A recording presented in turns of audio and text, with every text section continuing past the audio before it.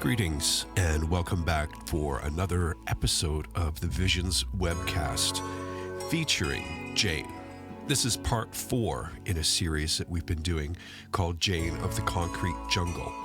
If you haven't heard the previous episodes, I really strongly suggest that you do, because her story is fascinating. And it's one of those stories that it's very easy for us to think that we understand all the things that happen with homeless people, addicts living on the streets. And in this episode, Jane and her friend Michael are going to tell you their own stories. And Michael's story is particularly intriguing. It's not at all what you would think happens to somebody who becomes an addict living on the streets. So stay tuned. This one is, again, like with the other episodes before, it talks about violence, it talks about drug use, physical violence, sexual violence. So if you're easily put off by those kind of things, it's probably best that you don't listen. But if you have lived through this and you need to hear somebody else's story of rising up from those kind of ashes, as well as you, or if you know somebody who is struggling with addiction, who would like to hear somebody else's story of how they got out of it, this is a really good episode to check out.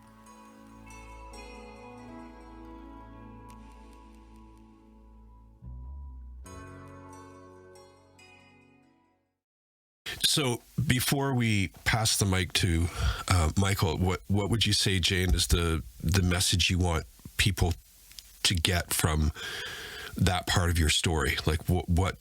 You have some great questions today, I tell you that.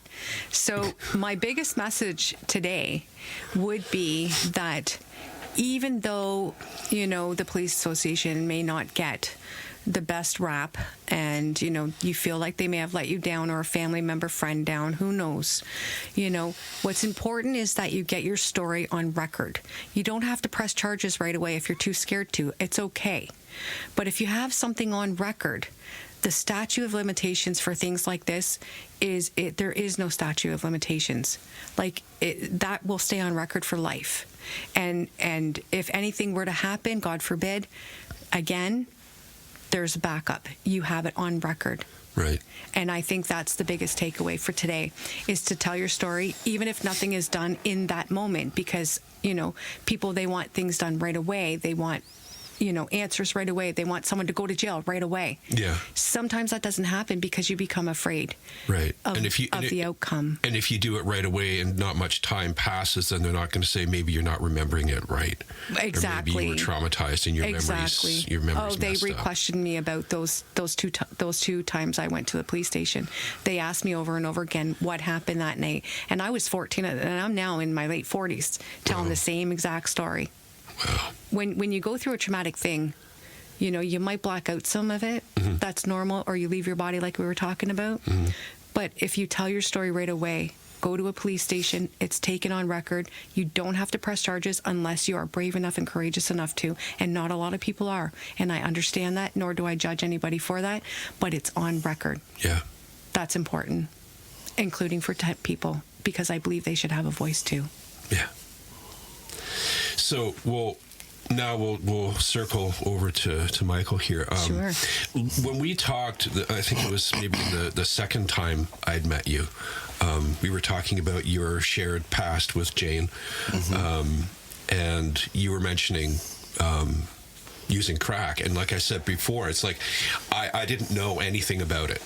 I knew absolutely nothing about it. I think Richard Pryor did it or something. Oh, yeah. That was the only thing I knew about it. So Rick James. Yeah. Yeah. Mm-hmm. So I don't know, what was your upbringing like? Like, we know about Jane. Like, what was life like for Michael as a kid? Well, we grew up in the same neighborhood, so we were aware of each other. We knew each other. But your mom was a good Christian woman. Come on. Yeah. It's kind of, I lived amongst the wolves. Wow. Kinda. I was a little sheep living amongst the wolves, guided by a single mother just trying to make sure her kid sees the light of day, day after day after day after day after day. Trying to shelter them from the evils that's obviously all around, knowing that at some point, hopefully with the skills and the tools that she's given me, I can, withstand and live and become, a normal citizen, or, I can survive and not be a statistic, or, pretty much, end my life as a young person. But you became a statistic. Yeah, pretty much. Right? At what age did things start to kind of go sideways for me? For me, I'd say around 12, 13. It started to go downhill for me. It's like grade 7 and 8 when you start to get your bravado up and stuff. Pretty much, yeah. Pretty much. There's, where you come from at those years, at that time, and that social dynamic, and the social dynamic, I mean, like the whole platform of your social well-being, like, how things are, how everybody thinks, how everybody rolls, what's important, what's famous, what's not in, what's not, what's in and what's not in, the type of style, the type of people that are cool, and whatnot. So there was those things, and they're not the same today as they were yesteryear, but yeah, I would say around that time it was pretty hard. Yeah, you didn't get you didn't have a lot of respect for people like me. Just because we caused a lot of trouble as kids, we'll say that. Yeah, we were nice. Angry children. Yeah, being nice, yeah. But that came from just being disrespected and being looked down upon and being talked to, without the racism. Without you even saying anything or doing anything.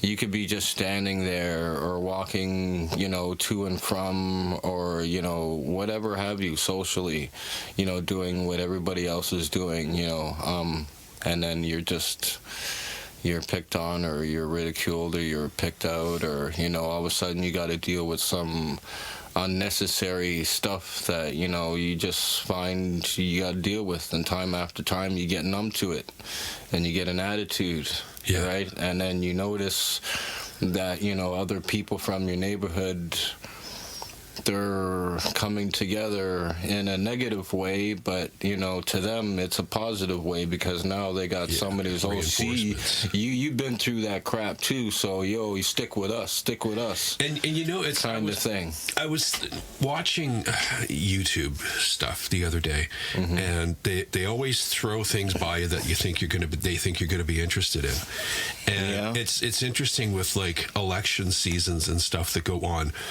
Exactly the dynamic you were explaining there about what I'm assuming would be like a gang culture, forming gang culture, is the role of social media now.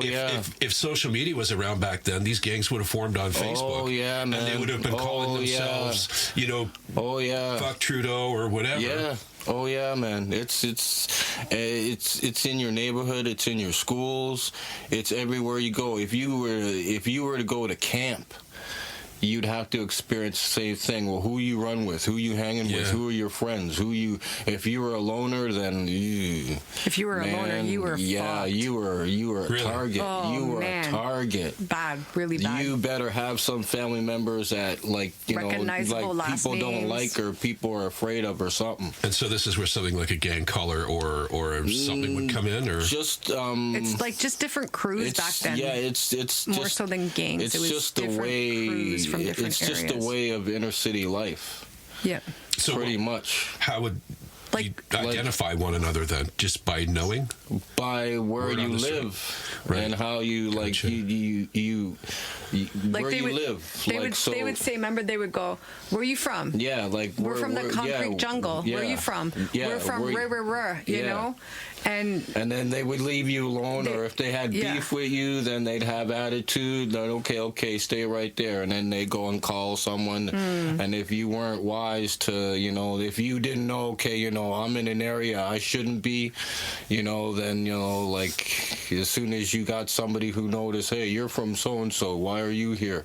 And you didn't have a legitimate reason why Territory. you were there, then you better get out of that area. And this was starting for you around 12 or 13. Oh yeah, around that time, yeah, man. Because that's the way everything was, and that's beyond me. So, but I have a question. Can I intervene? Yeah.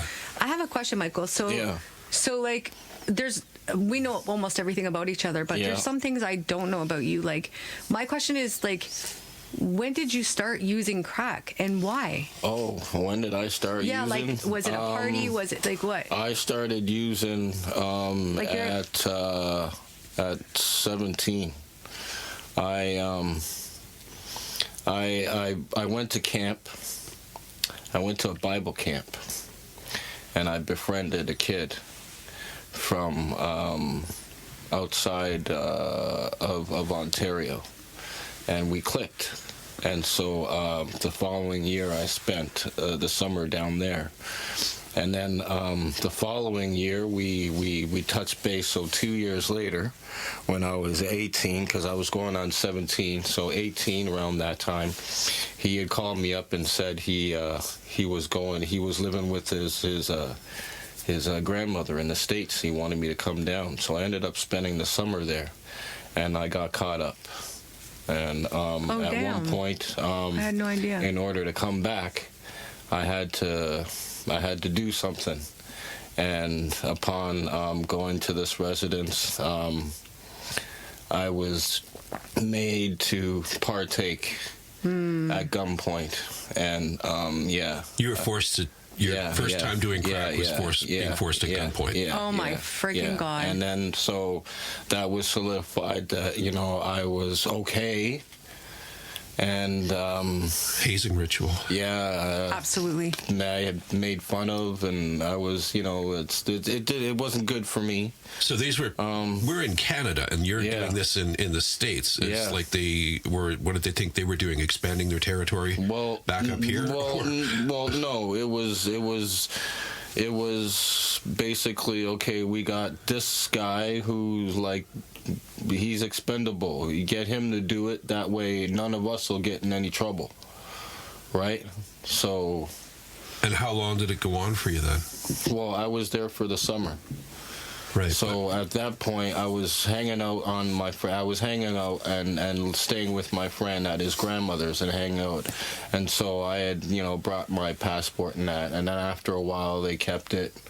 And after a while, they weren't so friendly. And after a while, it was like, okay, this is what you got to do. If you want your passport and you want to get back home, this is what you got to do. You got to make this much money, and you got to do this, you got to do that, because you're rolling with us.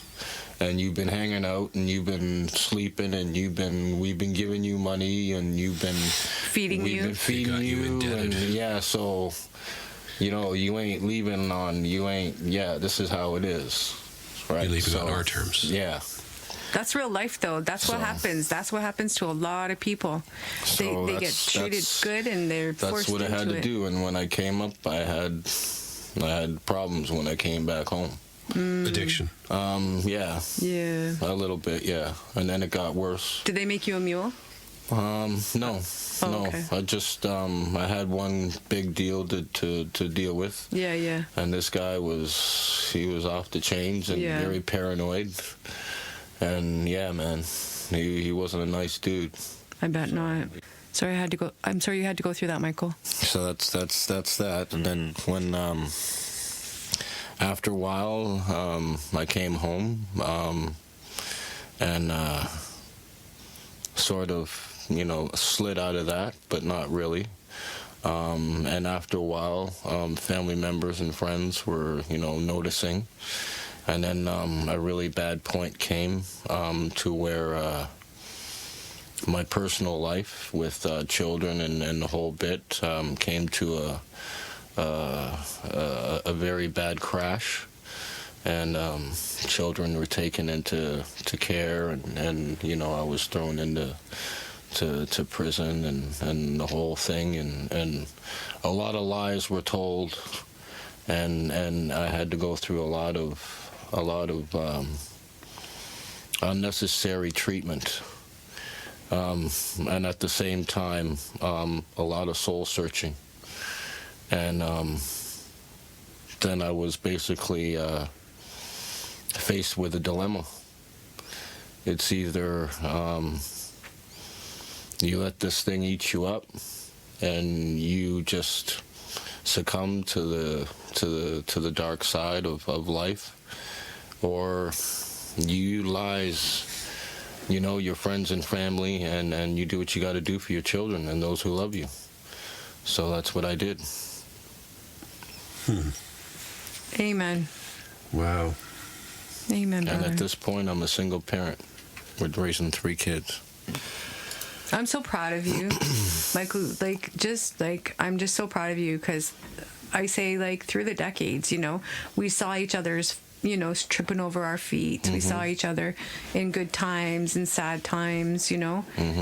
And like that's a part of you I never knew before. Yeah. Oh, there was a lot. Do you know what I mean? There was a lot of. Oh, I'm sure you hit a lot. Trip ups and stuff. I'm sure.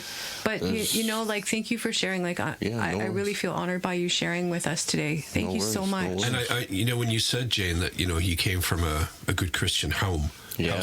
Yeah. I think it's important for people to understand that not everybody who ends up on the street or somebody who ends up with an addiction came from a shitty home. And I hate to say it, a shitty home. A situation like yours, I had Jane. a good home. I had I had lots of like exterior Family. relatives, cousins, aunts, uncles. The normal family You know, experience. I went to church every Sunday. I mean, these kids, my friends, would heckle me every Sunday morning, going to church, getting on that Sunday school bus with my 3-piece suit. And then when I came home, guess who was the first ones knocking on my door, asking me to come out and if I was done with church and if I could come out and play now? Those same kids that were heckling me in the morning, because they never knew. And after a while, sometimes at some points, they would ask me, hey, what do you get out of church? What do you do there? And I would tell them little bits, and sure enough, at some points, you'd see a friend or two coming into the church that I was at every now and then. Amazing things, man. Like, Me. Yeah.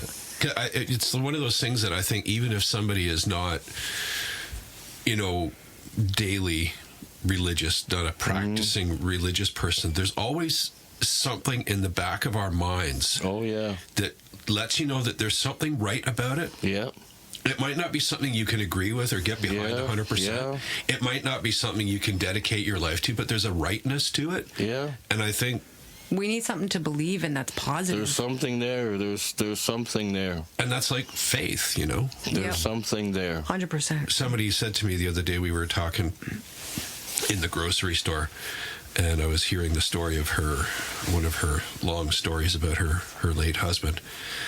And she turns to me, she says, "No, Mark, I know you're not a man of faith, but," and I said, "What? How do you know? What do you mean? How do you know?" Yeah. And I said, we're closer to the same page than you think. I just don't go to the building to confirm it.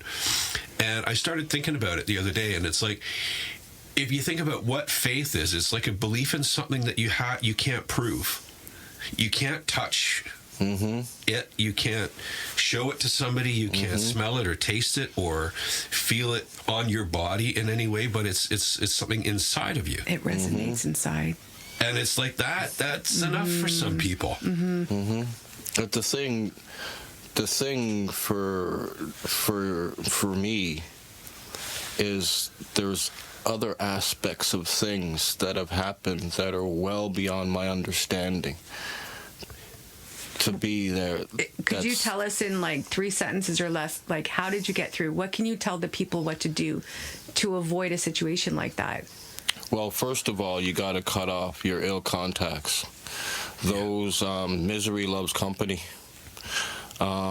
Users, you know who your user friends are.